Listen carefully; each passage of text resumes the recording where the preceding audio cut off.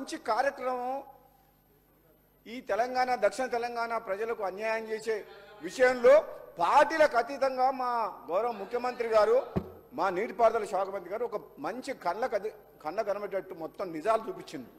మీరు ఓపికతోటి వినండి, సలహాలు ఇవ్వండి, సలహాలు ఇవ్వండి. సలహాలు ఇస్తే మీరు ఏదైనా సలహాలు ఇస్తే తప్పకుండా ఈ ప్రభుత్వం స్వీకరిస్తేందుకు రెడీగా ఉంది.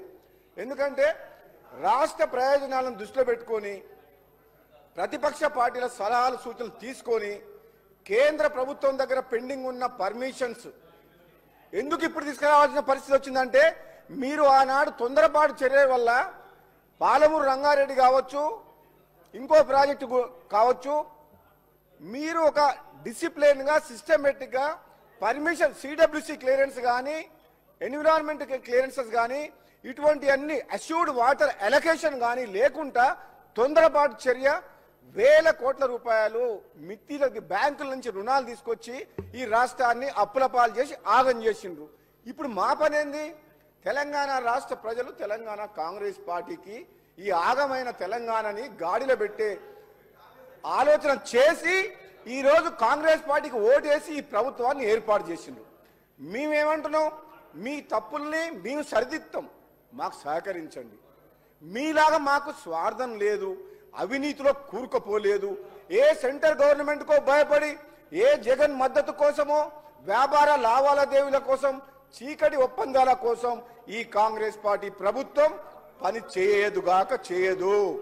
ఈ ప్రభుత్వం మీరందరూ కేఆర్ఎంబి నుంచి పర్మిషన్ తెచ్చుకోవాలి, సిడబ్ల్యూ నుంచి క్లియరెన్స్ రావాలని మీకు 10 సంవత్సరాల్లో రాని పర్మిషన్స్ మేము 6 నెలలు సంవత్సరం లోపల పర్మిషన్ తీసుకొచ్చి ప్రాజెక్టులు నడిపిస్తాం తప్పకుండా. ఎందుకంటే మీలాగా మాకు అవినీతి సొమ్ము లేదు, మేము ఎవరికి భయపడాల్సిన అవసరం లేదు. రాజీ లేకుండా పోరాటం చేస్తాం రాష్ట్ర హక్కుల కోసం, తెలంగాణ ప్రజల కోసం. హరీష్ రావు గారు మీకు ఓపిక ఉండాలి. ఎలాగూ మా ముఖ్యమంత్రి గారు ఏం చెప్పిండ్రు? తప్పులు చేసిన ముఖ్యమంత్రి ఏమో ఫామ్ హౌస్లో పడుకుండు, వీళ్ళేమో ఇక్కడికి వచ్చిండ్రు.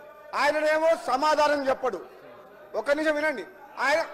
అధ్యక్ష ఆయన పార్టీ మీటింగ్లకు పార్టీ ఆఫీస్కు పోరుబాటు చేసేందుకు పోతే కాలు నొప్పి లేదు, కానీ ప్రజా సమస్యల మీద మాట్లాడుతందుకు అసెంబ్లీలో ఇంత ఇంపార్టెంట్ చర్చ ఉన్నప్పుడు మాత్రం మీ ముఖ్యమంత్రి గారు రారు సభకు. అంటే మీ కారుకు డ్రైవర్ లేడా? డ్రైవర్ లేని కారా ఇది? ఈ రిపేర్కి పోయిన కారు కాదు, గ్యారేజ్ పోయిన కారుకు డ్రైవర్ కూడా లేడు, ఒక లీడర్ లేడు మీ పార్టీకి. అర్థమవుతుంది మాకు. మేము ఎవరితోటి మాట్లాడాలి? అసలు నిర్ణయాలు తీసుకుంది ఎవరు? ఆనాడు అఖిల పక్షం కానీ ప్రతిపక్షాలు కానీ ఎటువంటి సలహాలు సూచనలు తీసుకున్న 10 ఏళ్ల పాటు ఎవరైనా మాట విన్నారా అధ్యక్ష? ఒక్కరిని మాట్లాడనీయకుండా మాకే తెలివి ఉంది, ప్రాజెక్టుల విషయంలో కానీ ఇంకో విషయంలో కానీ అన్నీ మేమే చేస్తాం, మీకు అసలు తెలివే లేదన్నారు కదా. ఎందుకు కాళేశ్వరం కూలిపోయింది? ఎందుకు ఈ కృష్ణా వాటర్ దోపిడీ వాటర్ అవుతుంది? ఈ ప్రాజెక్టులు ఎందుకు ఆగిపోయినాయి? మీరు అక్కడికి ఎందుకు కూర్చున్నారు? అటు పక్కకి ఎందుకు పోయిండ్రు? ఇక్కడ ఉన్నోళ్ళు ఇంకా మీకు అర్థం కాలేదా? అధ్యక్ష, నేను నల్లగొండ జిల్లా వాసిగా మునుగోడు శాసనసభ్యునిగా మాట్లాడుతున్నా. మా జిల్లాలో 10 ఏళ్ల పాలనలో శ్రీశైలం సొరంగ మార్గము కంప్లీట్ అయిన తర్వాత 10 కిలోమీటర్లు ఒక 2000 కోట్లు 1000 కోట్లు పెడితే 5 లక్షల ఎకరాలకు స్టెబిలైజ్ ఉత్తమ్ కుమార్ రెడ్డి గారు మంత్రి అయిన తర్వాత అది టేకప్ చేసిండు. అది చేయొచ్చు. ఉదయ సముద్రం ప్రాజెక్టు కంప్లీట్ చేసి 1,00,000 ఎకరాలకు ఏమని ఇదే హరీష్ రావు గారిని ఇదే సభలో నేను శాసనసభ్యునిగా గొంతు పోయేటట్టు మాట్లాడినా. లేదు, మా Dindi lift irrigation scheme Palamuru Rangareddy స్కీమ్లా 30 టీఎంసీ వాటర్ తీసుకొస్తామని చెప్పి మాకు రిజర్వాయర్లు చేస్తుండ్రు, గ్రామాలని ఖాళీ చేసిండ్రు. రైతుల భూములు 2013లో పార్లమెంట్లో పాస్ అయిన ల్యాండ్ ఎక్స్ప్లోరేషన్ యాక్ట్ కాదని 5 లక్షలకు 4 లక్షలకు ఎకరాలు ఇచ్చి 30 లక్షలు 40 లక్షల రూపాయలు ఖరీదు చేసే భూములు తీసుకొని రైతులని రోడ్ల మీద పంపించిండ్రు. మరి ఆ పోనీ రైతుల సాక్రిఫైస్ చేసిండ్రు ఎన్నో గ్రామాల ప్రజలు. ఆ ప్రాజెక్ట్ అన్న అయిందా? నీళ్ళు వచ్చినాయా? పోనీ ప్రజలకు మేలు జరిగిందా? అంటే అధ్యక్ష ఎంత బాధతో చెప్తున్నా అంటే head works source of water ఎక్కడికి వెళ్ళి రావాలనో ఆ టెండర్లను ఇప్పటి వరకు పిలవలేదు. టెండర్లు పిలవడం కాదు, ఈ డిండి లిఫ్ట్ ఇరిగేషన్ స్కీమ్ కు ఎక్కడికి వెళ్ళి నీళ్ళు తీసుకురావాలి, నార్లాపూర్ నుంచా, ఏదుల నుంచా, ఒట్టెం నుంచా, అది కూడా ఇంకా డిసైడ్ కాలే.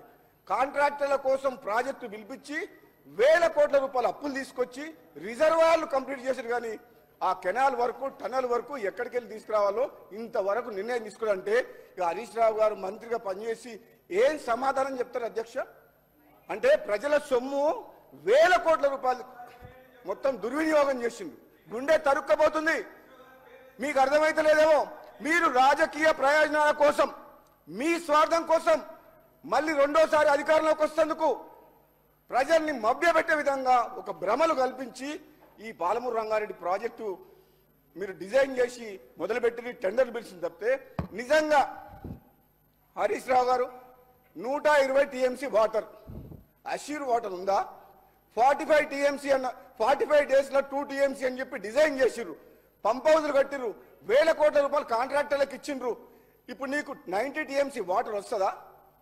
ఇప్పుడు మళ్ళీ 45 టీఎంసీ అని చెప్పి మనకు ఉత్తమ్ కుమార్ రెడ్డి గారు చెప్తున్నారు. అది కూడా మీడియం ఇరిగేషన్ గతంలో అలాట్ చేసిన కృష్ణా వాటర్ ట్రిబ్యునల్ అలాట్ చేసిన వాటర్ని మనం తీసుకుంటే పాలమూరు రంగారెడ్డికి ఈ విధంగా చెప్పుకుంటే పోతే అధ్యక్ష, వీళ్ళు చేసిన